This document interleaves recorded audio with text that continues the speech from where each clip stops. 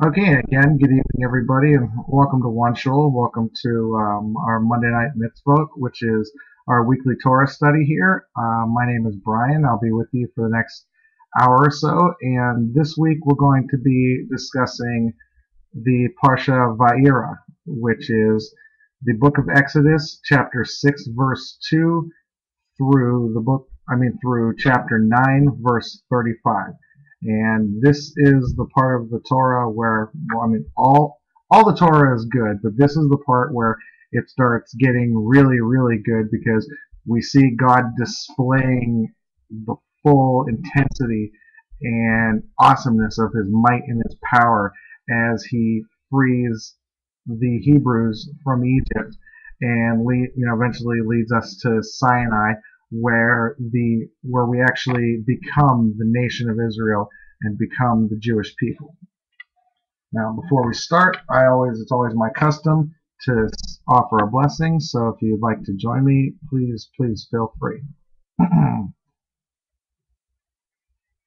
Baruch atah Adonai Eloheinu melech haolam asher kadishanu b'mitzvotav la'asot b'divrei Torah. Okay, let's jump right into this. Let me give you just a brief synopsis of where we are at in our Torah story right now. At this point, God has revealed himself to Moses. We remember that God, first appeared to Moses speaking out of the image of the burning bush. That's how God appeared to Moses. So out of the burning bush, God reveals himself to Moses, and God employs the four expressions of redemption. God promises to take the children of Egypt out from Egypt. Excuse me, let me say it again. God promises to take the children of Israel, there we go, out from Egypt and to deliver them from their enslavement, to redeem them and acquire them as his own people at Mount Sinai. And God will then bring them to the land that he promised to the patriarchs as their eternal heritage. This is basically the land in Canaan, the land flowing with milk and honey, the promised land, the very same land that God had promised to Abraham and Isaac and Jacob to be basically the Jewish people, us, our eternal heritage and our eternal holding. So at this point, as time goes on, Moses and Aaron have repeatedly come before Pharaoh, and they demand in the name of God what God told Moses to say to Pharaoh. And God told Moses to tell him, "Let my people go so that they may serve me in the wilderness." Now, as we all know, that Pharaoh, being, as hard-hearted as he was, and along the way God made his heart a little harder to more effectively display God's glory, but Pharaoh repeatedly says no. A few times he tries to give a few concessions, a little half agreement here, a little half agreement there, but at the end, Pharaoh ultimately, says no or says that he will, but then goes back on his word. In the end, he's still like, no, no, no, I'm not going to let the people go. Pharaoh even says, who is this God that I should let the Israelites go? Israel is mine. Israel belongs to me. They're slaves. They're mine. They belong to me. I don't know your God. Because Pharaoh was even taught, and Pharaoh even thought under the Egyptian tradition that the Pharaoh himself is sort of a God incarnate. So Pharaoh's like, well, who are you telling me that, God should let the people go? I'm God over these people. I'm God over all people in Egypt. So he's like, I don't know your God, so therefore I'm not going to yield to him or do what he says. So at this point, we have Moses and Aaron there before God, and we all know the staff trick that they did before Pharaoh, where Aaron throws down the staff of God. It turns into a snake. Well, Pharaoh isn't. This was done, to demonstrate, look what God can do. Look how powerful our God is. Look, he can take this basic shepherd's staff and make it become into a living, moving, breathing snake. Well, Pharaoh wasn't impressed by that because, the Torah tells us his magicians could do the same thing. He summons his magicians. They throw their staffs on the ground. Their staffs turn into snakes too. Pharaoh wasn't even impressed by when Moses' staff that he threw down upon the ground and became a snake, it swallowed up the snakes that Pharaoh's magician staffs had become. Pharaoh was still like unimpressed. Basically, he was just like, looking at it like, this isn't the act of a god. This is just, your god is a cheap parlor trick. This isn't an act of a real god. This is just magician's hooey. So it gets to the point as time progresses on. This is where it gets really good, where God begins to send the plagues upon Egypt. Okay. First, God, and our portion for this week covers the first 7 of those 10 plagues that God rained down upon Egypt. The first plague, as we know, was the plague of the blood, where all the water in the Nile and all the water in Egypt, God caused to cease to become water and turn to blood, and all the animals and fish in the river all died from it, and it was just awful. And basically, Egypt had to go without water. There was no water to be found that was consumable because it all turned to blood, save for in the land of Goshen, where all the Hebrews were residing. See, God always was protecting the Hebrews, even while he was basically making all the areas around in Egypt basically turn into a living hell. He's always protecting the Israelites in Goshen. Second, God sends a swarm of frogs that overwhelm and overrun the land. I mean, they literally infest everything. They get into everything. It says that even they get into people's ovens in their home and their bed chambers and everything. There's just literally frogs everywhere, just driving people nuts. Then from there, lice infest. The plague of lice comes. That's the third plague. That infests all of the men and the beasts in Egypt. Again, save for Goshen. Okay. Then from there, hordes of wild animals invade the cities and pretty much terrorize everybody. After that, a pestilence comes which kills all the domestic animals in Egypt. Then from there, there's the plague of boils, which painful boils erupt on the skin and infect and just literally make everyone in Egypt, again, save for the Israelites in Goshen, all the Egyptians are made to suffer from these really, really bad, painful boils, just making their lives miserable. Okay. And now for the 7th plague, this one is really interesting because this is something that, I mean, obviously all these things God can do and nothing is impossible to God, but this one, for me particularly, because, having an understanding of science and nature and everything, this one is particularly, to me, mind-blowing because it's a plague. God sends for the 7th plague a plague of fire and ice, and it's described as hail falling down from the heavens. But within the core of these balls of hail, we know hail to be ice, frozen rain, and everything. There's fire within that. Only through God's majesty can fire and ice exist within the same sort of closed circuit kind of way. So the fire and ice combine to descend from the skies, and it's a devastating hail. And the hail pretty much destroys all the crops and everything, and the Torah even tells us that any man or beast that is unfortunate enough to be outside, stuck outside, or left outside when the hail comes, they're through. They will be killed by it. Still, the heart of Pharaoh was hardened, and he's still being defiant towards God, and he would not let the children of Israel go.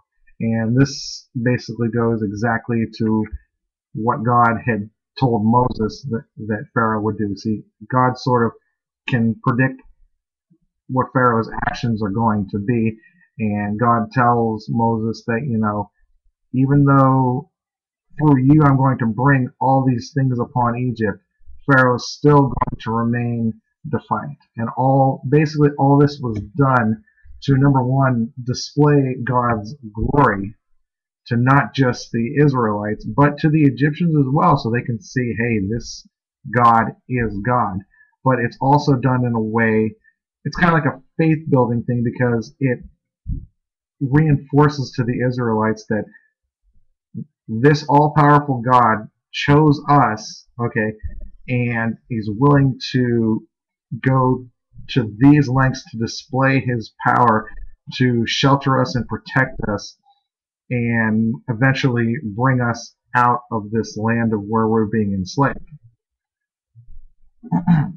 Now, excuse me. At this point, let's talk about Moses for a while, if you will. Okay, pretty much the vast, overwhelming remainder of the Torah has Moses as the main character. It deals with Moses, his life, his actions, basically as being, in effect, a leader of Israel. It deals with Moses pretty much exclusively. Now, what I find interesting is that the Torah refers to Moses, as his name, Moses, or in Hebrew it's Moshe. Okay. What's interesting to note is that Moses is actually his Egyptian name, and that Moses actually had a Hebrew name. Moses was born of his parents, his father Amram and his mother Jochebed. Following Hebrew tradition, they had their son circumcised, gave him a Hebrew name and everything. But it's interesting is that the Torah, and even to this day, we know him by Moses, which is his Hebrew name. Okay, do any of you actually know what Moses's actual Hebrew name is or was, like before he was known as Moses? Okay, because the story tells us that the daughter of Pharaoh went to bathe in the Nile, and she found Moses floating in a basket set adrift on the Nile to escape from Pharaoh's edict that all the male children of Israel be slain. And at this point, they were drowning them. They were tossing the male children of Israel into the Nile, drowning them in the Nile. And the Midrash tells us that up to 200 Israelite boys were put to death by drowning in the Nile every day. And Moses was placed in the basket by his mother Jochebed and his sister Miriam. They put him on the basket, set him adrift on the Nile to try to rescue him to escape Pharaoh's edict. And fortunately he was, because he was found by Pharaoh's daughter. She opened the basket, finds the baby crying. She takes pity on him. It's clear that this is a Hebrew child put to escape, put on the water to escape from Pharaoh's edict. But still, God opens her heart towards him. She takes sympathy on a crying child, any decent human being would. And she takes him and adopts him as her own son, takes him into the house of Pharaoh, and he's basically raised, even though he's clearly a Hebrew, and there's no question about it.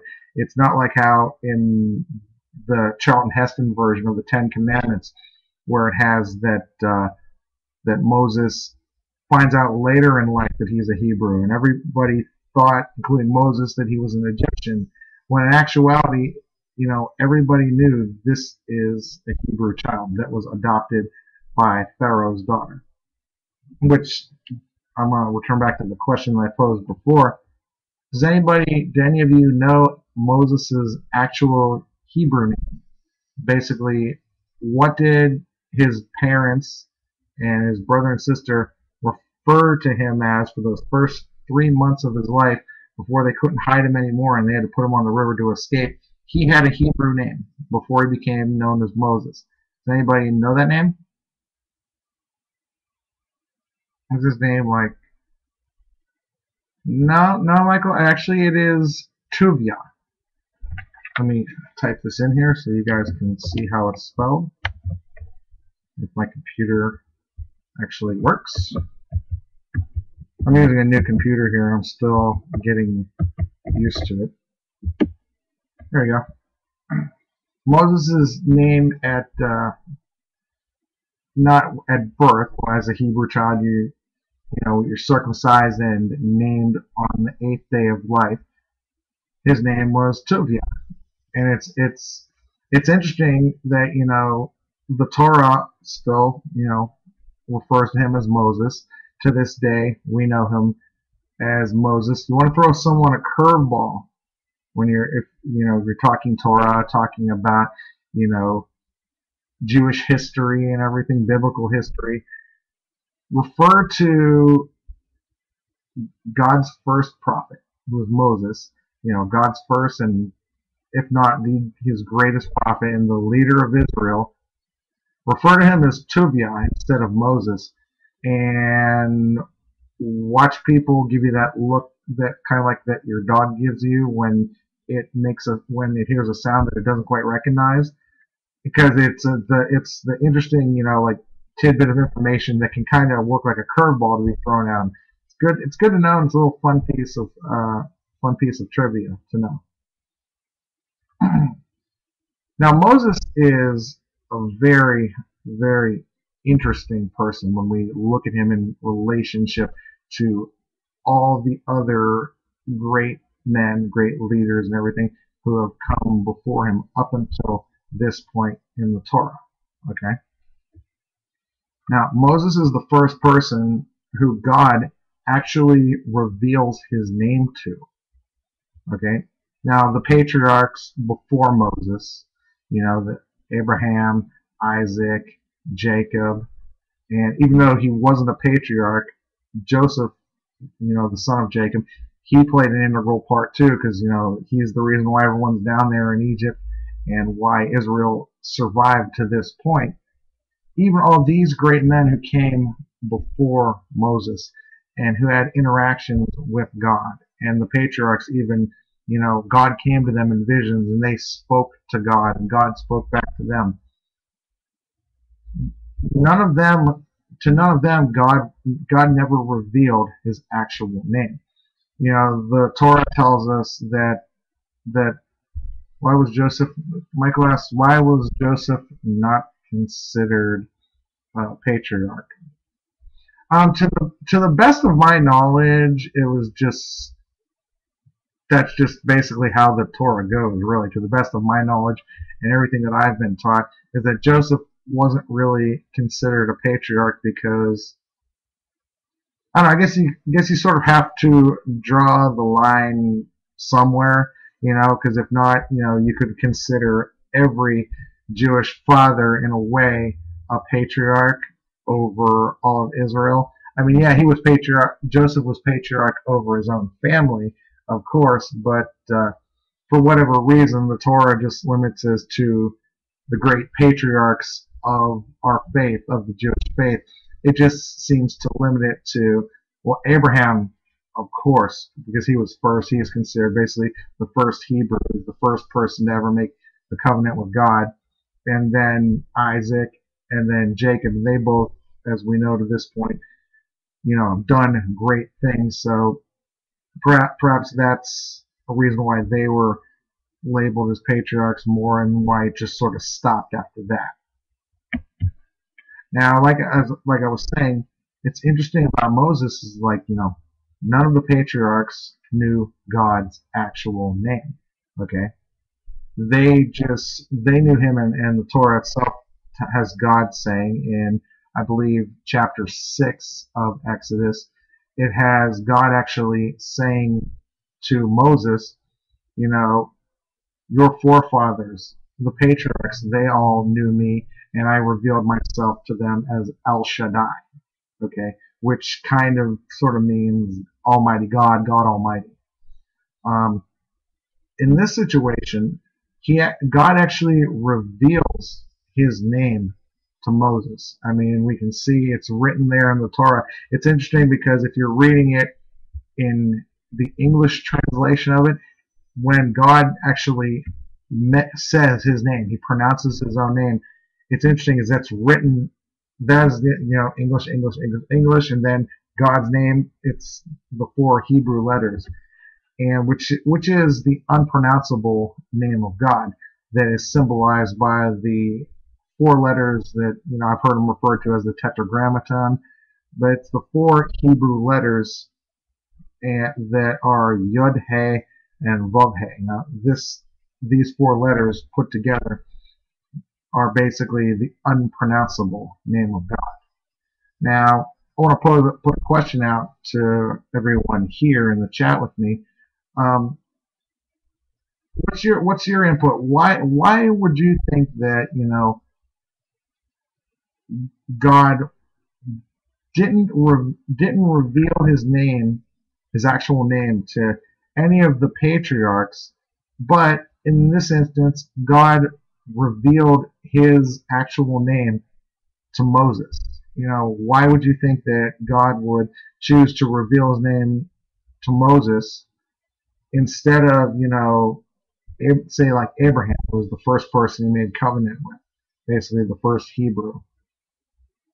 Why do you guys think that, of all people, that God chose to have the first person ever, and actually the only person ever, to have his name revealed to? Why do you think it will be Moses? Any you guys have any input on that?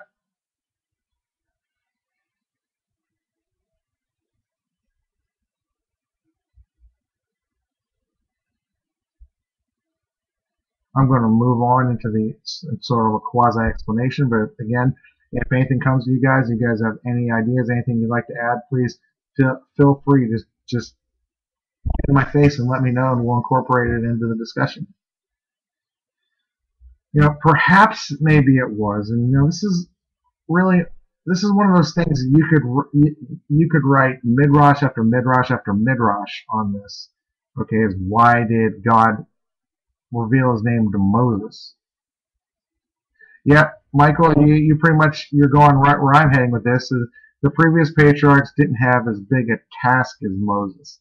That's the angle that I was going to go with too, because it seems the most prevalent. It seems the most logical conclusion in a way.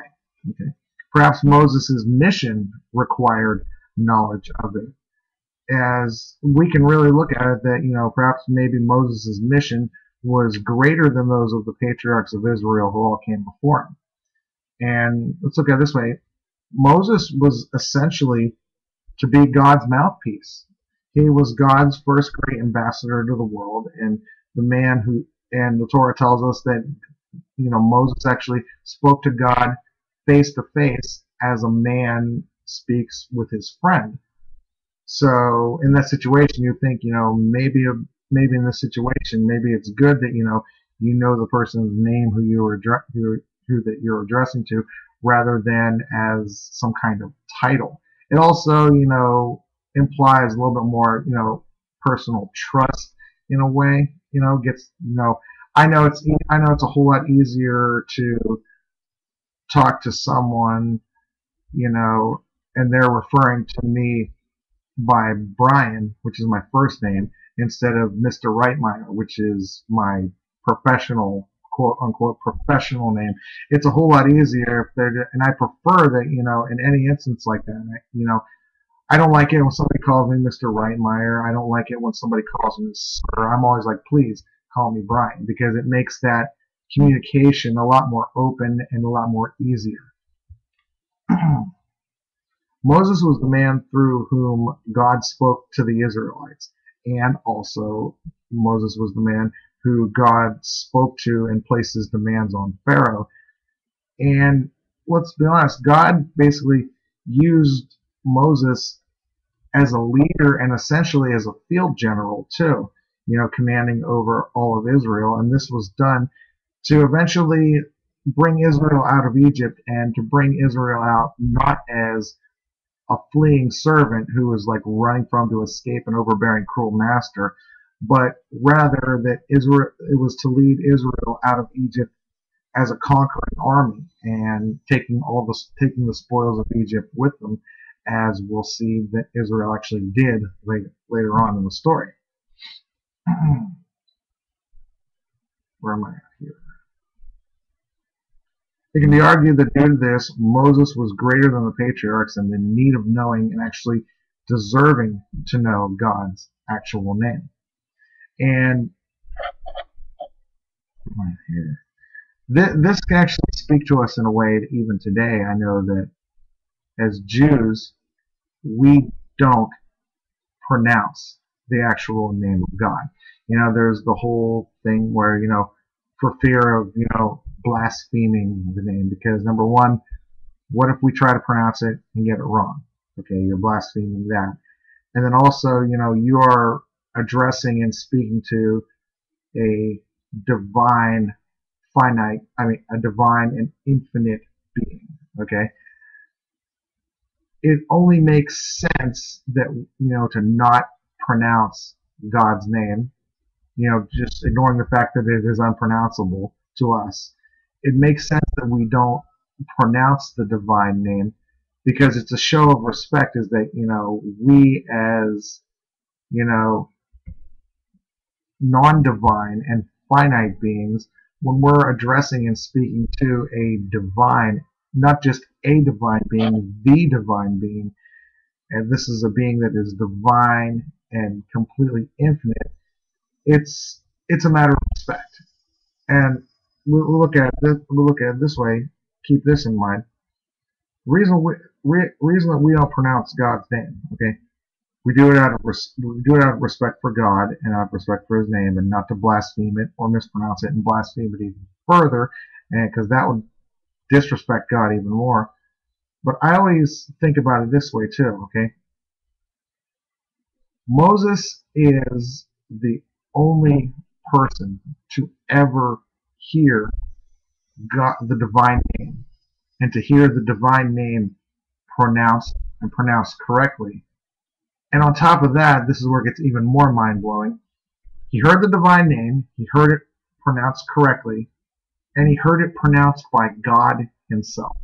Okay, that is mind-blowing.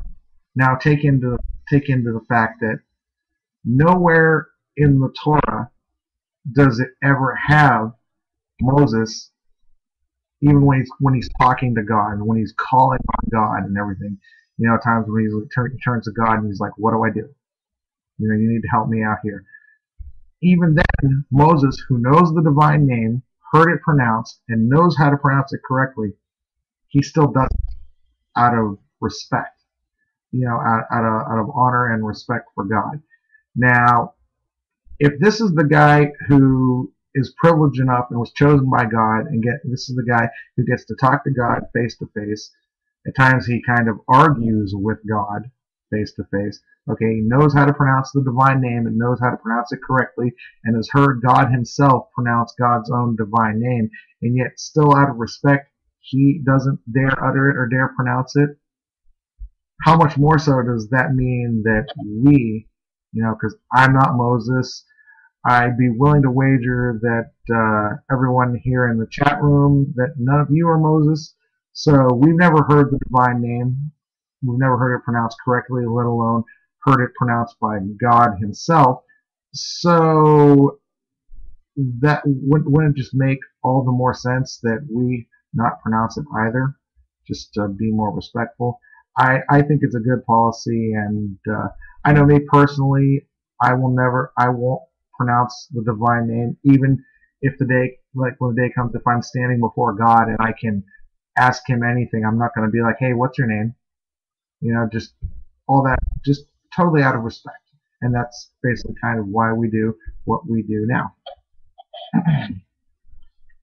Now, moving on, since we're discussing Moses, because he's so essential to our story, that the Torah on multiple occasions, it describes Moses as being slow of speech and slow of tongue. Okay. Now, Moses himself even says to God earlier in the book of Exodus, when God's speaking to him out of the burning bush, Moses even makes reference to the fact that, he doesn't speak well. He doesn't enunciate well. As he puts it, very slow of speech and slow of tongue. So, this is basically why God appoints Aaron to be kind of like Moses' mouthpiece in a way, He basically makes Aaron to be his spokesman. Now, many people have speculated. Oh, what's Aubrey? Aubrey says, "I've always thought it had something to do with idolatry. The names are like conceptual idols, especially when used anthropomorphized. In a lesser sense, actual idols, though, and should be avoided due to their tendency to lead to image of the ineffable absolute in our own mind. Hence, that's an awesome word. Out of understanding our limits and understanding, and not simple pure respect out of deference." That too. And shame on me for missing that, for that totally slipping my mind. I was so, as I was reading through and preparing my notes, I got so wrapped up into the ultimate respect thing that I missed the big point. And Aubrey, thank you for bringing that up.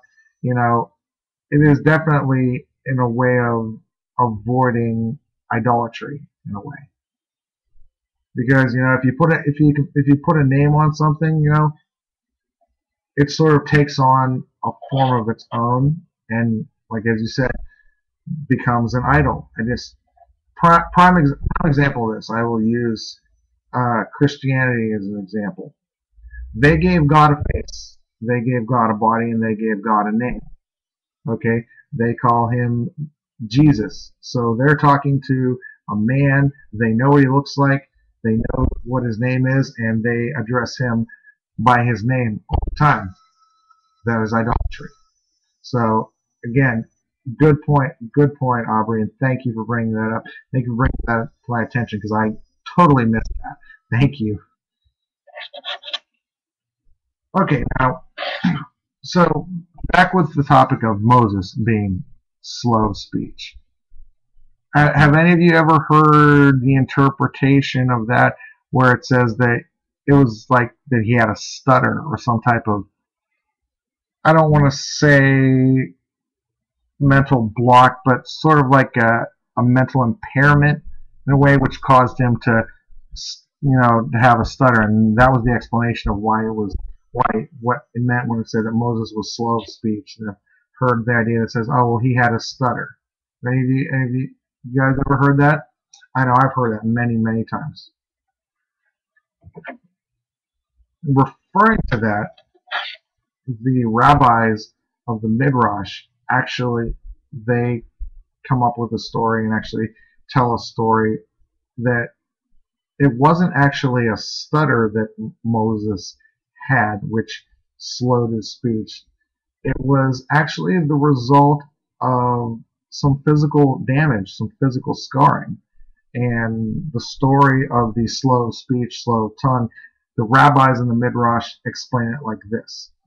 And the story goes, I'm paraphrasing here, that Moses, you got little baby Moses, okay, he's a toddler at this point, and he's around, say, 2 or 3 years old, and they're in the palace of Pharaoh, and little Moses, about, like I said, 2 or 3 years old, he's a toddler, he's sitting on the Pharaoh's lap, okay, and Pharaoh's sitting there with his bejeweled crown on his head, basically symbolizing all the splendor and glory of Egypt sitting on top of the Pharaoh's head. Well, little tiny Moses is sitting there, and as little children are wont to do, they see something sparkly and shiny. They're like, oh, I want to see that. So they grab for it. So little Moses is sitting there on Pharaoh's lap on the throne, and he's trying to get the crown off Pharaoh's head. Well, Pharaoh, as the story goes, Pharaoh kind of starts getting freaked out by this. He's like, look at this child. And again, everybody knew that Moses was a Hebrew. He's like, look at this child. This child that my daughter brought into the court. This little Hebrew child. He's trying to take my throne. He's trying to steal my crown. I think that means that he's trying to take my throne. He's trying to steal my crown, which means he's trying to steal all the glory of Egypt from me. He's trying to take it all for his own and for his Hebrew people. All that I have, he means to take from me. And of course, everyone else around, all the courtiers and everyone there in Pharaoh's court, they're obviously very carefully and very respectfully saying this, because this is the Pharaoh that they're saying this to. They're like, oh, Your Majesty, you're just overreacting. He's just a little child. Little children see beautiful and flashy and shiny, glowing things, and it's just in their instinct to automatically grab for it and want to see it and grab it and hold it and touch it and feel it. And the Pharaoh keeps going on and on. He's like, no, this Hebrew child, this Hebrew wants to take all I have, all the glory of Egypt away, and take it for his people, for the Hebrews. He means to take it from me. And again, they're like, Pharaoh, he's just a child. He's just a little boy. But Pharaoh still keeps ranting on and on about it. So someone comes up with an idea. They're like, okay, well, we'll put this to the test. They place a table in front of the throne where Pharaoh is sitting with little Moses on his lap. On one side of the table, they take Pharaoh's crown and set it there on the table before them. Beside the crown, off to one side of it, they bring some glowing hot coals from the fire, and they set those over here on this side next to the crown. And they're like, okay, now watch what happens, Pharaoh.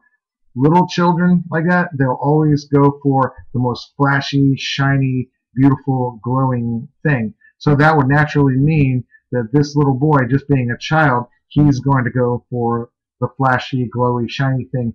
And although your crown is beautiful and flashy and bejeweled and shiny and glowy, these hot coals are brighter, shinier, shimmering. In the child's natural instinct, is what children are drawn to, he'll reach for the coals instead, and then you'll know that he is not after your crown. So they put it all on the table before Pharaoh and Moses. Now, the Midrash tells us that little Moses knew exactly what he was doing.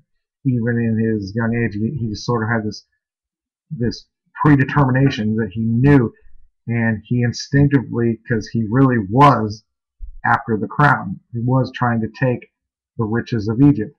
And little Moses, despite all the expectations, he starts to reach out, and when he reaches out, he ignores the hot coals and he starts reaching towards Pharaoh's crown, because that's what he wants. Well, the story in the Midrash tells us that God sees this happening. As when Moses starts to reach out towards the crown, that it tells us that God reaches out, takes Moses' hand, and puts it on the coals instead, so it looks like Moses grabbed for the coals. And everyone who sees it, it's like, oh look, see, he went and grabbed for the hot coals and said, instead here, see, Pharaoh, you have nothing to worry about. You have nothing to worry about. Meanwhile, you got little Moses here with a flaming hot coal in his hand. It burns his hand, so his hand's all hot and burnt up and still very much burning. So his first reaction, as most little children's reaction is, take his hand and go in his mouth like that, and the heat from the coals just being removed from his hand was all hot. It burned his mouth and his tongue and his jaw, and it caused Moses's jaw and tongue to move slower, kind of like he talked with the very labored, slow, drawn out, pronounced sort of way, like that. And that's how the rabbis explain what the meaning behind him being slow of speech and slow of tongue. It wasn't any type of mental impairment or any mental disability or anything like a stutter or anything like that. It was just that Moses' mind was always sharp as a tack, but the delivery system was, a little bit damaged. And it goes to show, just the genius of God. Okay, the fact is that, to more effectively put on display and demonstrate his glory and his might, he used a man as to be his mouthpiece, a man who was essentially somewhat disabled in speech in his mouth, because if God would have taken one of the best, most educated, well-spoken people in Israel to be his mouthpiece and to be his tool of his actions, it would have got the job done, but it wouldn't have been as impressive, and it wouldn't have been like, well, look what God can do. God can do all things. God can make all things possible. Because he chose to use a person as his mouthpiece and as his general and everything. a person who was really honestly maybe not the person who was physically the best fit for it. It's kind of like the idea of the mouse that roared. No one expects it, and when it happens, and then you find out the reason behind it, you're even more blown away by it, and it's like, wow, this is the real thing. This is legit. See, God knows what He's doing all the time. So we're at the point now where they let my people go, which I think is one of just the coolest parts ever. So, Pharaoh's unimpressed by the staff trick, and then, Moses also did, the scaled hand trick where he had his hand, which when God told him to put it in his cloak, he pulls it out, it's all white as snow, like it's all leprous and diseased and everything, and then God says, put it back in and take it out again, and his hand's all back to normal. These were both done in front of Pharaoh. Pharaoh's unimpressed. He's thinking it's a cheap magician's trick, basically because his magicians were able to do the same thing. And even after Moses' staff turned into a snake and swallows the snakes of the magician's staff, Pharaoh's heart still remains hardened. So on come the plagues. God's like, okay, I got to bring out the big guns now. So on come the plagues. Now, with the first two plagues, the plague of the blood turning into water, and then the plague of the frogs coming up on the land and pretty much terrorizing everybody and making everyone miserable. Pharaoh wasn't moved by this. He was unimpressed by it because, as the Torah tells us, he summoned his magicians, and they were able to produce the same thing. They were able to turn, through magic encampments and spells and everything, they were able to turn water into blood. They were able to make frogs come up onto the land and just bother the hell out of everybody. Through their magic spells, they could do that. It's interesting to note is that through Pharaoh's arrogance, to be like, oh, well, my magicians can do this. Your God's work is just a cheap magician's parlor trick. Through Pharaoh's arrogance in that and having his magicians do it, replicate it, and do it again, he actually made things worse for the Egyptians. Because, okay, there was no water anywhere because God had turned it all to blood.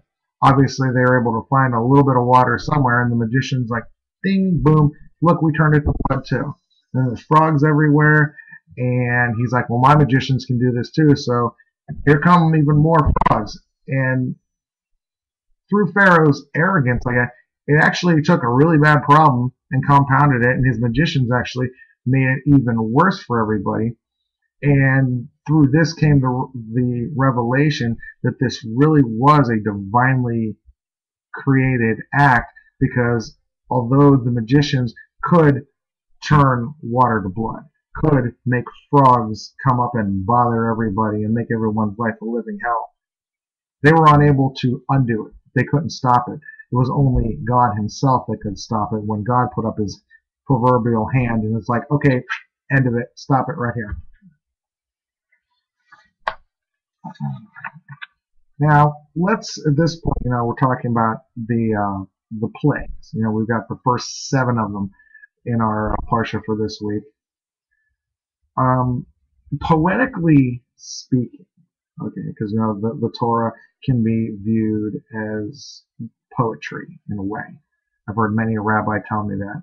Poetically speaking, the duel between Israel and Egypt, ultimately could be seen as a clash or a duel between gods. Okay, on one side we have Hashem, who is the God of Israel, the one true God. Okay, and not just the God of Israel, but ultimately, as we know now, the God of all men.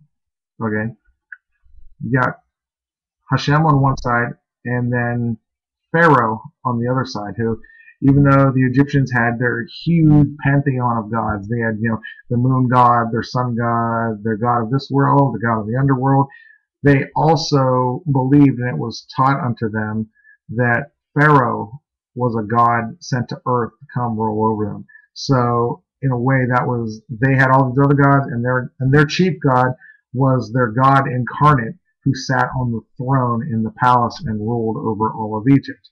So, poetically speaking, this could be seen as a battle of gods. You have the God of Israel versus the God of the Egyptians.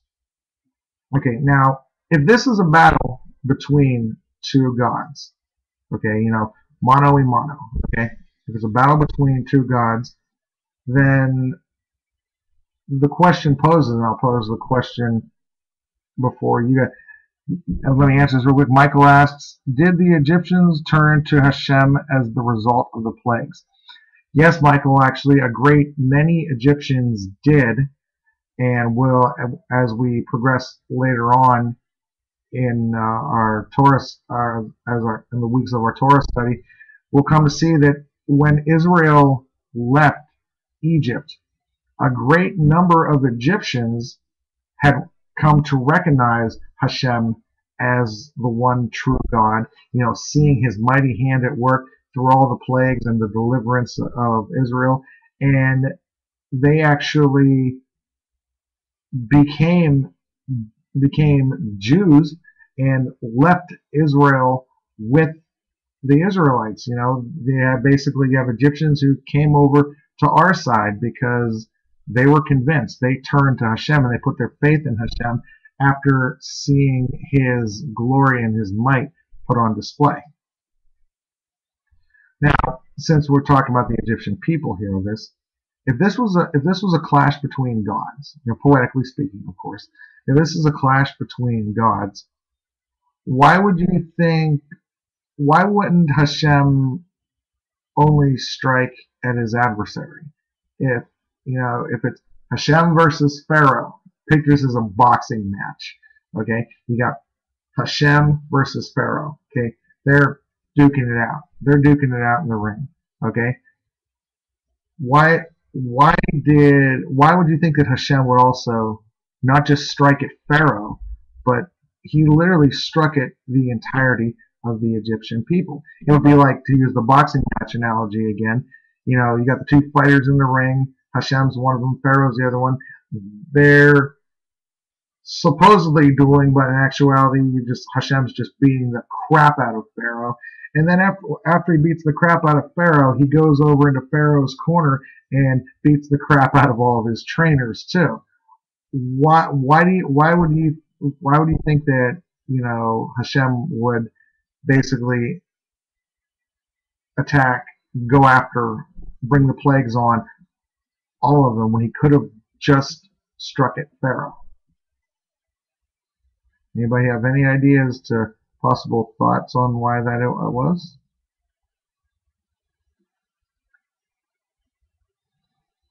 Again, a lot of this comes from the Midrash, so a lot of the Midrash is, speculative interpretation by the rabbis. So there's no one single right answer, and there's really not a whole lot of wrong answers.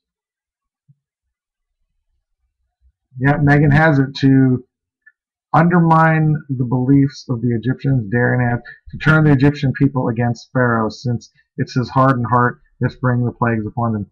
You guys both have aspects of the same correct answer. You guys both got it. Good job for you guys. It was, except that his heart was hardened by Hashem. Right, you got that. That's perfectly true, Aubrey. Is that God needed to make God? I don't want to say God needed to scapegoat somebody, but in this whole grand scheme of this duel going on, you need an adversary in a way to maybe, I don't want to say justify your actions, but to set forth the wheels that make them necessary. Right, it's like he was making a point that could not be missed or forgotten. Yes. Basically, okay, God was not only revealing himself and his awesome might and everything that he could do to Israel. He wasn't just revealing himself to us, okay, the Jewish people, because we are already prone to believe, because we had all the prophecy from beforehand. From Abraham, from Isaac to Jacob through Joseph. We knew Hashem, and we knew He was there. We may not have known the ultimate might of His power, but we didn't need convincing. Maybe we needed a little display to show that just how much of this God has chosen us and how much He loves us and treasures us and wants us to be His people, His chosen people. Okay, but we weren't the ones that really needed convincing. We didn't need to be convinced to believe and to know. We just needed maybe a little booster to it, just to cement that faith and that belief and that knowledge even more. Okay, but God was also revealing Himself to the Egyptians and also to anyone else, like any bystanders or who happened to see what's going on. Basically, to any of the other nations at the time who may have, peeked in to see what's going on, and they see Israel's God. Well, they see mighty Egypt, and then lowly Israel, their slave. Okay, but lowly slave Israel's God is kicking mighty Egypt's ass. So it's God's basically revealing Himself not just to Israel, but also the Egyptians and anyone else, any bystanders or anything around that may need to realize too. Oh heck, this God is legit. This God is real. This God is powerful. We find out too, the more you come to know that this God is also merciful and loving. But at the same time, this is not a God to be crossed. This is not a God to be messed with. Basically, God is saying through His actions that He's saying, Israel is my firstborn son, Israel is my servant, Israel is my chosen people. But He's also saying that I'm not just the God of Israel, but I'm the God of all people, even the Egyptians. I created them too. Okay? And He's also saying, who can withstand my fury, and who can do the things that I am able to do, the things that I have done, the things that I still will do. And to the Egyptian people, it also says that your God and when I refer to the Egyptian God, it's in quotations, that your God has been defeated and cannot withstand battle with our God, who is the one true God of the universe. And this God, Hashem, is the God of all. God sending the plagues upon not just Pharaoh, but all the Egyptians was meant to serve, as a sign of God's power and God's protection over the house of Israel, but also to serve as a sign to the Egyptians and all other peoples who might have taken notice as to what's going on at the time, that this God, who happens to be the God of Israel, was not just one of many gods in some type of, godly smorgasbord up in the heavens, but that this God is the one true God and the only God, and hence is the God of all creation. So, and that brings us to the close of our story right now for this week. Does anybody have anything they'd like to add, or any other questions they'd like to address or like to talk about? It was a good discussion. Good discussion. A lot of good input from you guys. Anybody else have anything they'd like to add, or any questions or anything before I wrap this up? Because our hour is drawing to a close here.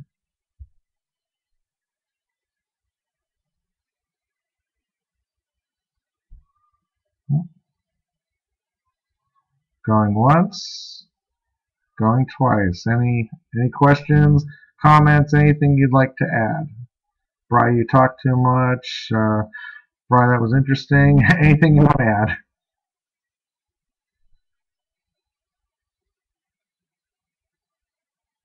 No, it looks like we're all good.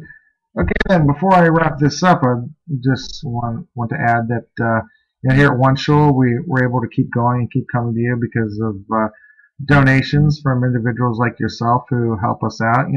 If you attend a class here or any of our Shabbat services, and we have high holiday services now as well, just donate donate us $5 for a class that you go to.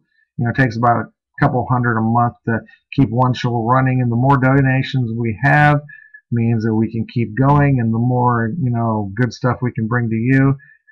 Basically, anywhere you're at, as long as you've got your computer, if you got your computer, you can come to one show. I know that there have been times when I've been out and there was a particular teaching going on, and I wasn't home, so therefore I didn't have my computer. But you can get on one show on your smartphone too. I've got on here on my smartphone. I've got on here on my iPad. You know, it's good Jewish teaching, and it's accessible to you anywhere you happen to be.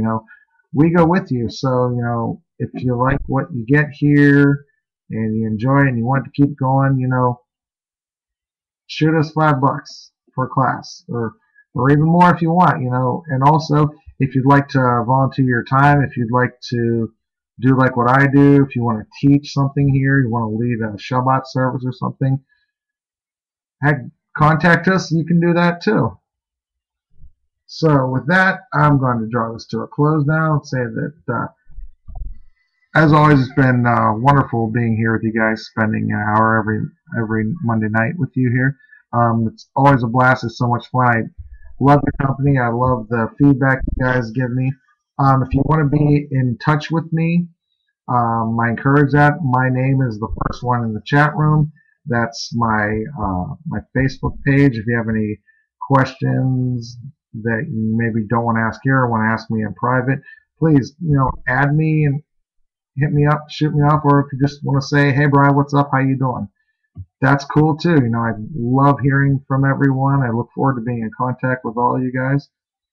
And ahava and shalom to everybody. Love and peace. I love each and every one of you guys, and it was great being here with you guys. I will hang around in the chat room once I finish up the recording here. I'll hang around in the chat room for a few if anybody wants to shoot the breeze with me there, if you have any questions you want to ask me there. And with that, I will say goodnight to all you guys, and it's been wonderful again being here with you. I will be here next week, same time, same channel. All right, everybody. Take care. God bless you all. Have a good night.